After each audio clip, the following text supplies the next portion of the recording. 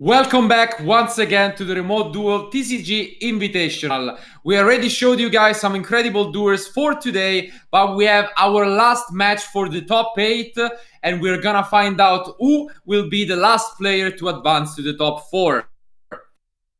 I think we have ahead of us one of the most hyped up matchups from yesterday. Yeah.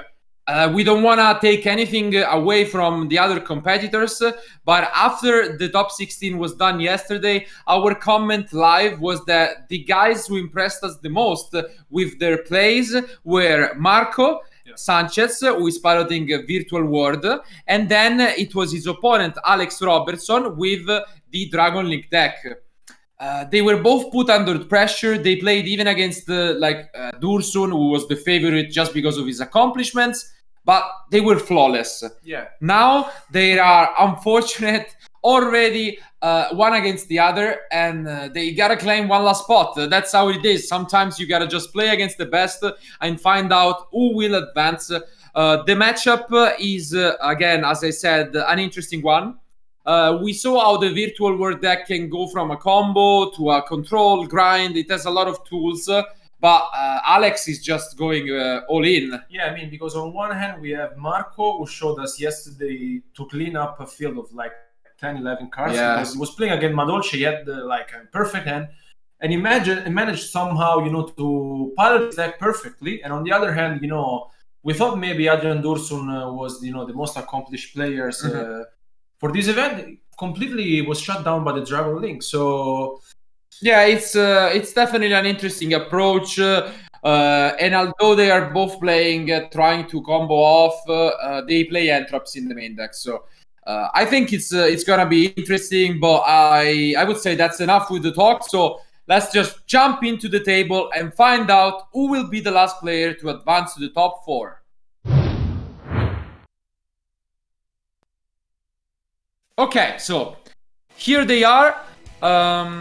Once again, the die roll shouldn't be too important in this matchup, just because they play so many Entrops. But it's also pretty interesting because I think Calamities does hurt a lot if you're playing Dragon Link. yeah, it hurts a lot. And the thing I'm considering now is that Alex already played against Adrian Dursun yesterday. Was playing Virtual War, and it showed us that going second, I mean, he was able to deal not only with True King of all Calamities, but also with the SHUEISHA, which actually protects the True King of all Calamities from being destroyed, Yeah. And so I think Alex really knows well his deck, and I think it's a valid choice for this event as well. Do you think here the die roll is important? Because yesterday Alex... Yeah, not that much, yeah. but I think Marco did manage to win it, if I'm not mistaken. So he will try to set up SHUEISHA alongside, or maybe no.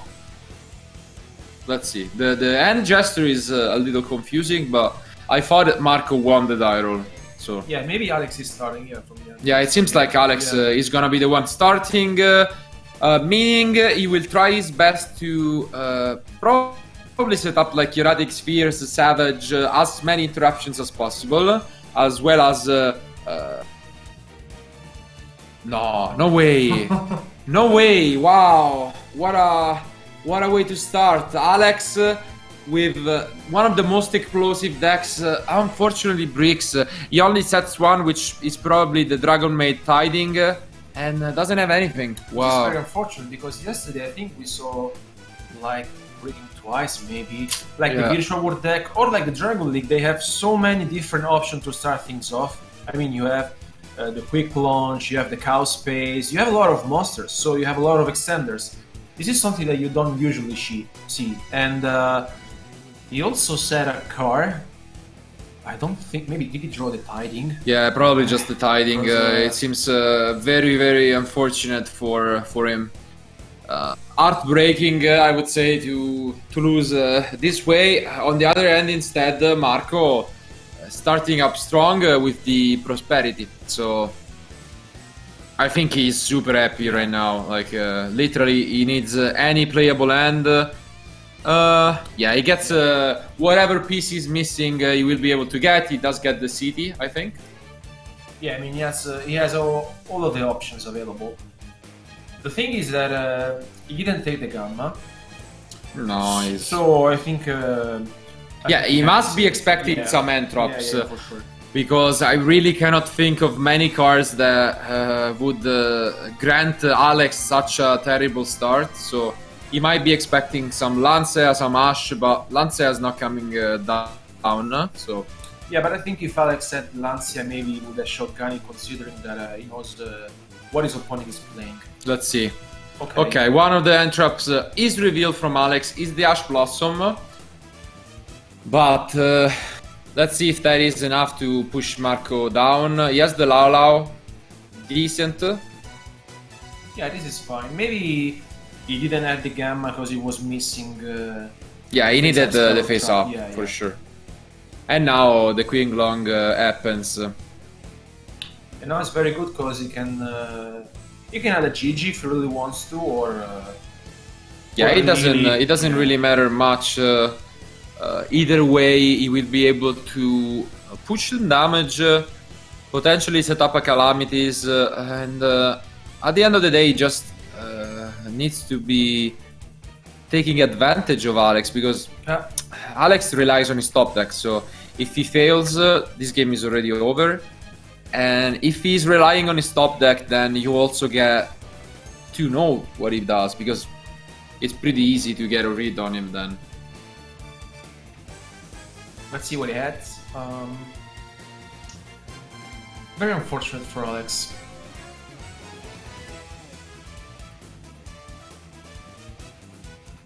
Yeah, he's not considering it, but I think it's gonna be either the GG or the Lily. Yeah, he gets the GG. So he gets the GG. Not a surprise again. Yeah, he gets rid of the Lulu because in the end phase he will get it back regardless. Yeah. So doesn't matter much. I know this is very good because he knows his opponent is playing Dragon Link, so I think a Shenshen could be good, but he has a lot of options. Okay, he changes the level right away. So he wants to go for Beatrice maybe? Or no, already the M7. This is interesting, yeah. So yes, he attacks.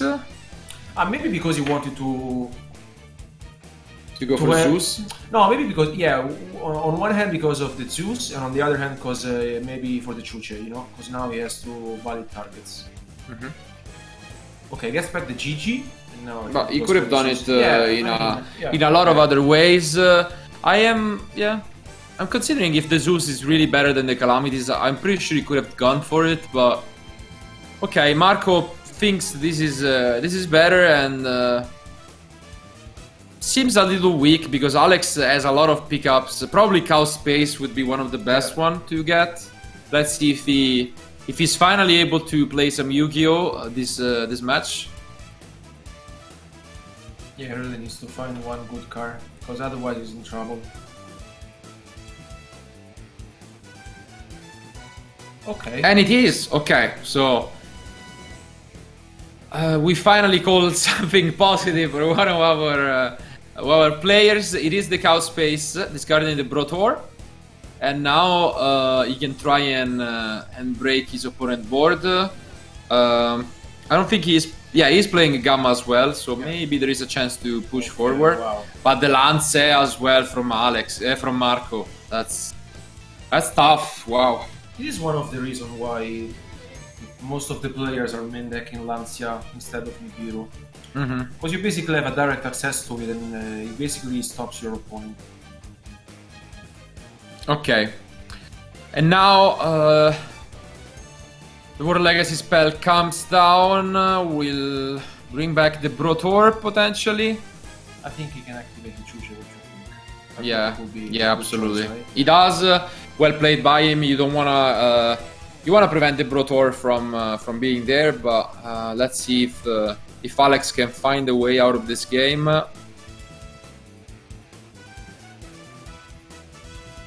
Yeah, we know the Wyvern Buster, and he has another card, so...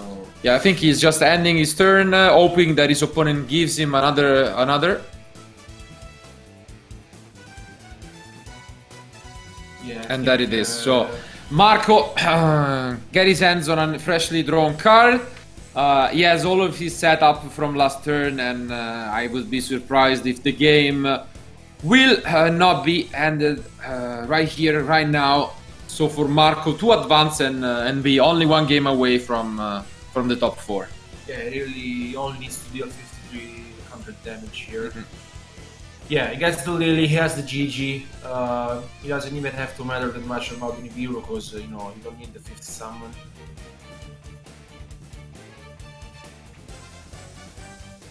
I think we will soon see Marco sealing game 1. Yeah, so here he even send the other trap to the graveyard, and he doesn't want to risk anything. He just moves to the battle phase, attack, and claim game 1. What a way to start. Alex won the die roll, which felt like it was somewhat important, although not much. And he bricked, which is heartbreaking to see, but sometimes it happens, it's part of the game, and Marco will gladly take that. So now it's on Alex to decide if he wants to start again and side some of his options. What do you think? Yeah, I mean, he has a quite of interesting option. He has the Quackimero Drago, which is very good. And I think he could also side in Impale Order or Anti-Spell Fragrance, which we haven't seen. I mean, it's quite a good card against the Virtual World because it stops your, it stops your strategy basically because you cannot activate any of your spell cards. Yeah, they're definitely both annoying, and there are multiple ways to abuse of them. But I think he's gonna be really afraid of siding too many cards because he already bricked and he doesn't want that to happen again. So what do you think Marco instead is gonna side in? His side is looking super strong. Yeah, I mean, on the other hand, Marco has Dark Logger No More, which is, I think, is the best card against the Dragon deck. I think it's the most scariest card. And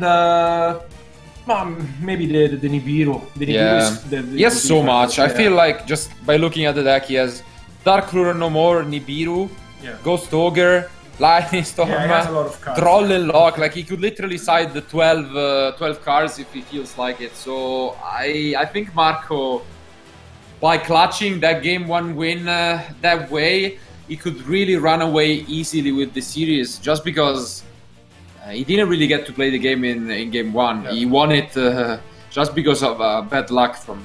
Yeah, this is something that don't really happen often in this format because playing a lot of Extender gives you a lot of possibilities to make your combos. And yesterday we saw Jamie breaking with Virtual War, which was very unfortunate. And now we have seen Alex. So hopefully we will see a good start from Alex in this game 2. And we will for sure see him start things off. And as you said, you don't really want to side in many cards because otherwise you actually could go into an oversight decking. Yeah, so we'll see. But for now, let's focus on what's happening, and hopefully Alex will finally be able to show us some Dragon Link combos. Let's see. Good luck to both of them, and yeah, I think there is one more card in Marco's hand, so you gotta be careful that he... Yeah, I didn't see his hand, so I think they will just, let Marco put one of his cards in the deck. Yeah, so unfortunately and thankfully for him, Marco did not shuffle his deck, because otherwise this could have been a painful one. It would have been a game loss for Marco, and if we would have jumped right into game 3. But I mean, it was all on camera, so we could easily see which card was the 6th one, and without panicking, the duel is resumed. So Alex seems confident now, probably the end looking quite better, and it is Cow Space. Ooh, but unfortunately with the Collapse Serpent, so not that great actually. Yeah. This is something that you don't really want to see in your start again. I mean, the Cow Space is phenomenal, but drawing to Collapse Serpent is not optimal. Imagine drawing to Collapse Serpent or Evermaster. Yeah. And now this makes it so that the Cow Space thankfully can shuffle back as you're seeing here the collapse, and it's gonna allow him to draw a card. So let's see. Ooh, but the draw and lock, but only now. Yeah, I'm confused. Yeah. Ooh, maybe Marco. But did he forget about it? Yeah, I think he might have forgotten about it because maybe he wasn't thinking about the. Yeah, I'm really confused. If you go for the cow space, you just instantly drop the draw and lock. I don't see a reason why you would wait. Like he banishes some. Like you give him so much more. I really don't see the reason why. You basically give your opponent one more card to pull up circle. But now, wow. I think we were talking about this earlier. Really? So usually the draw and lock is annoying, but not this annoying. And it seems like Alex maybe just drew again the anti-spell, I would say. So. Maybe anti-spell and some combo cards. Yeah. I think it's gonna be anti-spell. Okay. So anti-spell fragrance comes down. Let's see if Marco has a response for it. I think Marco was not expecting Alex to play anti-spell fragrance. For sure. Yeah. But at the same time, it's not that scary for the deck. Like, you know. Yeah, exactly. I have very good memories with that. Ooh, and as you can see here, that's bad. Yeah. The Lily is incredible here. The Lily is huge. What does he have? Okay, he has the tiding. Okay. Okay. This is good. This is definitely good. Now essentially Marco is shut down, which is not surprising at all. He's forced to set you and pass. And now Alex has the biggest chance he has got in this match yet. Because the cards face down from Marco are most likely spells. He already used one of the hand traps. He really needs to push the damage here. Okay. And he starts with a Brutor. Decent. Okay, it's decent, yeah. At least he can put up a field, because, yeah, I mean, otherwise he didn't have that much. No, this is good. He goes for Striker, he gets the field spell. Or maybe he has it already, because I'm not... He does not use it, wow. Yeah, he does not use it, wow. Okay. Does he already have it? Wow, that would be bad. Because it would mean that was the top deck for the turn. Yeah. Because otherwise I'm sure he would have set it alongside the Fragrance. Yeah, exactly. Yeah, it seems like he top decked the field spell. Quite an unfortunate outcome. Or maybe he's just playing around the draw and lock number 2. It could be, yeah. Could be as well. Maybe he's just playing it safe, playing around the second draw and lock in Marco's hand.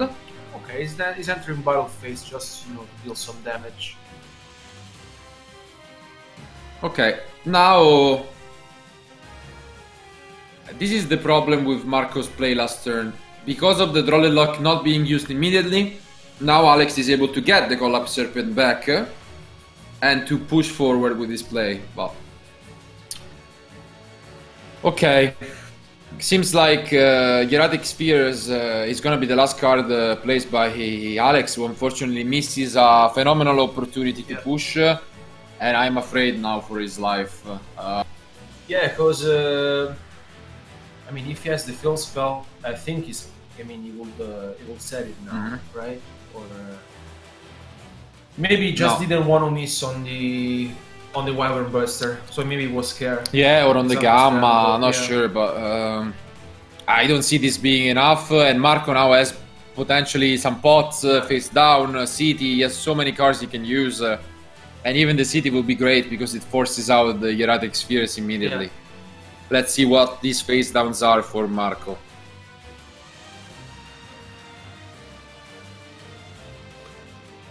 I'm thinking about what could be what Alex could have on the other set card.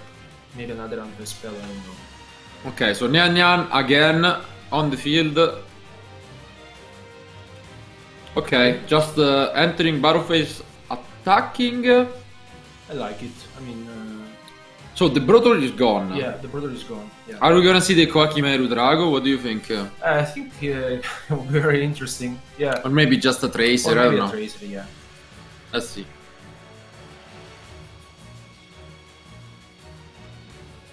Let's see if he gets it. The Drago is annoying if he summons it, but at the same time, Alex needs some resources of his own, so probably the toughest decision Alex has to pick here in this match for now. But let's see what he thinks. Yeah, it's considering it. It's not a. Yeah, it's not easy. It's not easy.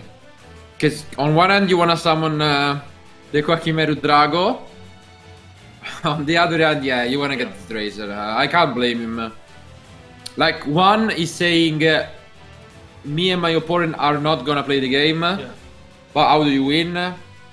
This is the winning play in a way, but it's also risky because depends on what's face down for Marco.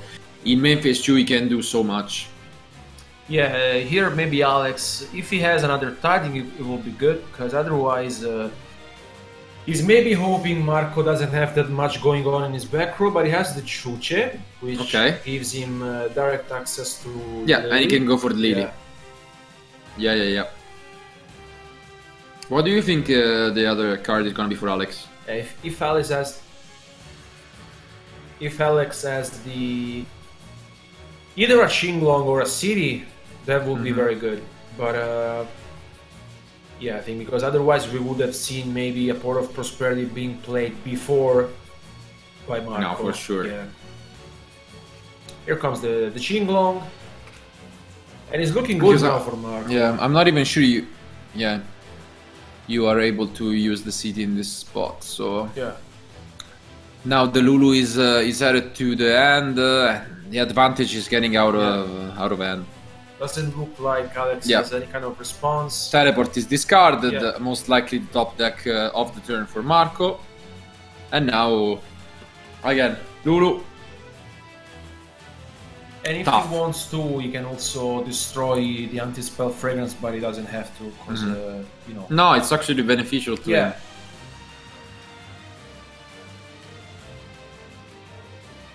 And now brings back the Nyan. He has a lot of different options. He could special summon the Stardust Charge Warrior if he really wants to, and then have access to M7.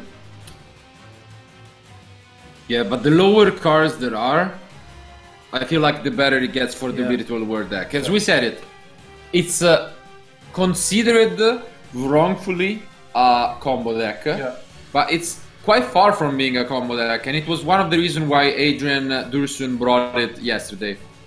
Just because he can perform the grind game as much, it has infinite kind of resources, and yeah, the thing is that you have this continuous recycle, and you have so many different options available that you have the chance to deal with a lot of your opponent cards. Okay, he had another anti-spell fragrance. Okay, not just a surprise. in case, you know. Again, quite an unfortunate end from Alex, to be fair. Opening double fragrance is not what you want with a combo deck. I gotta say, kudos to him due to the fact that he wasn't afraid after breaking game 1 of siding his strategy. Sometimes you see players getting ahead of their emotions and just wrongfully side because of what happened in game 1. But unfortunately for him, he did open up once again the only too many cards, let's say, that they were not doing much. And now Marco is playing for the cake. So here comes the True King of all calamities. He also has the Chuche, so I mean it's going to be very hard for Alex. And we still don't know what the other spell trap card from Marco is. Play is back on his opponent, and he activates calamities. You use the Tracer, but what can you even do afterwards? Okay, it's not done yet. It's stuff. Yeah, he's just playing it. Like, he doesn't know, maybe there is any Biru, stuff like that. He just doesn't want to risk it all, but Once more, when Marco is given the chance to grind, he is able to grind and just keep his focus. When he's given the chance to combo, just look at this. He knows every combo almost to perfection, and I think it's the first time ever we could possibly see even double calamities on screen this weekend, with so many cards banished as well for SHUEISHA. So yeah, I mean, very well played by Marco here. He got rid of basically every single card of Alex. And we might see a second drawing of Calamity as well. Yeah, the thing is, the Calamity is already activated, right? Yeah. So the Tracer should not be able to unless to activate. Yeah. Correct. So the judges immediately pick it up, or maybe even Marco himself. And here is the second true king of all calamities, which comes down. Alex is left top decking. His anti-spell fragrance is now a problem for himself. And I think he has seen enough. Unfortunately, he picks up his cards. And the winner for this match and the last player to advance to the top 4 is Marcó Sanchez.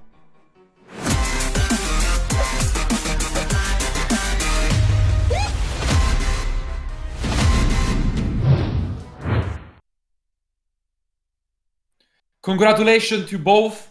They were, as expected, showing up some very good knowledge in their decks and some passion, but gotta feel sorry for the beginning of the match. It happens sometimes to just throw the unfortunate hand, and Alex couldn't do anything. Game 1 he bricked. Game 2 he was met with some responses from his opponent, but he drew double anti-spell fragrance, which really didn't advance his gameplay, and I feel like he just lost to himself and to his own deck rather than what Marco incredibly still showed up.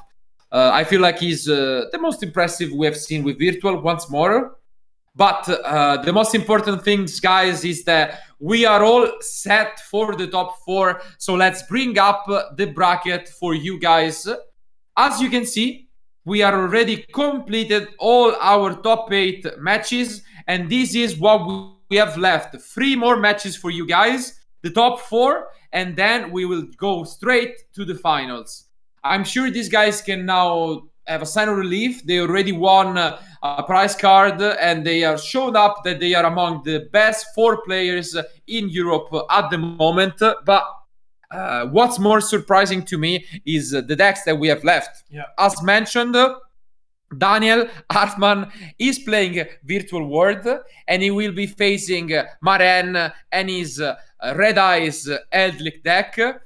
And it is the exact same thing for the other top 4. So Donovan with his Red Eyes Eldritch against Marco and his Virtual World. So same matchup. Is it going to be the same ending? Is it going to be a different one? We're going to find out. We might have a mirror match in the final, or maybe we're going to have the best of each advancing and then meeting up again. So I'm pretty excited about what we have left to show you guys. Keep watching, and we will be back soon with the first top 4 match.